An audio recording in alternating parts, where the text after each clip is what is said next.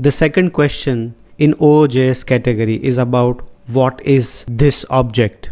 And there are two relative questions for this topic. The this object is a common object used at many places in day-to-day programming. The definition of this object is that it contains the current context. The this object can have different values depending on where it is placed. Let's check one simple example in the browser window. I will simply say console.log and we'll try to display value of this. Let's run the code. As you can see, right now it is displaying the window object. That is by default. If you refer to this object in the browser window, it is going to display the window object only. The reason is that this refers to the current context.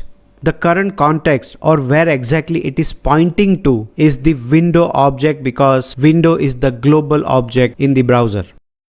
Let's say, for example, I put this statement inside a function. For example, I create a function called test and I shift this in this function. Now if I run the function test and if I run this, still it says the window object. Again, the reason is the test function is actually part of the window object. Window is the global object. So for example, if I just say window dot a is equal to 5, this means I am declaring one property a which has value 5. Now in case if I try to display even in this function, for example, this dot a, it displays 5 only. So because this points to the window object, it is going to get the value of a, the very same a. So at the moment, the function test is also part of window object and this member a is also part of window object, and this refers to the global scope in this case.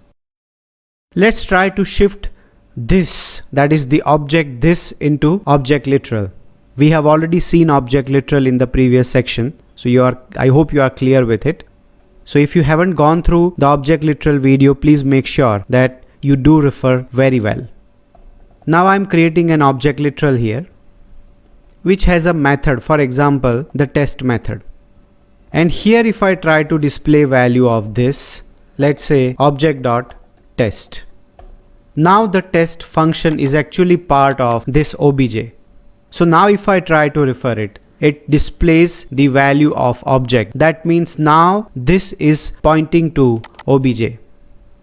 At the same time, in case if I convert this test into arrow function, then the behavior of this will change. In the traditional function, for example, I write the traditional way, that is test is equal to, I'm using colon for equal to, right? Because we are in object literal. Now here if I say function and if we run this, it still says the obj. Imagine if you convert this into arrow function. Let's say I remove this function and put an arrow here. Now if I run this, again it displays window. So earlier when we did not use the arrow function, it was showing the reference of object, but the moment we converted the method into arrow function, it started displaying window object. This means that this object does not work with arrow function. That is also a reason which I have already discussed in arrow function tutorial, but just to brief about it, that earlier the function had a duty to behave as a class. This arrow function doesn't have to behave as a class. We are going to see what classes are in forthcoming questions. But here the arrow function is free from playing a role of class. So it doesn't have to worry about handling this with the current context. So when you say arrow function, this will not work the way you are expecting if you are comparing it with the traditional function. So you can say that this doesn't work with arrow function, and I have already mentioned the reason why. Let's discuss relative questions of this topic.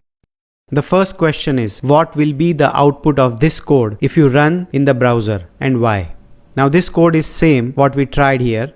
The code is that you have function test, you try to display the value of this, and if you run this, it displays window. The reason is the current context, whatever you declare in the browser window, if it is not inside any function or a wrapper or object literal or maybe a class, then it's going to refer the window object only. So when you try to display value of this in a function which is written inside a browser window, it is going to refer the window object, which is actually the global object in the browser. About global object and the browser architecture, we have already discussed in DOM related questions. The second question is, what is the context of this inside arrow function, or what will be the output of this code? We have already discussed that this object doesn't work with arrow function, so actually it refers the global object, whichever global reference is in their context. Say for example, if I put this code in Node.js environment, then it will refer to the global this. So arrow function doesn't work with this object with a current context, so it's going to refer the global wrapper, whichever is the topmost global object, that will be referred with this object.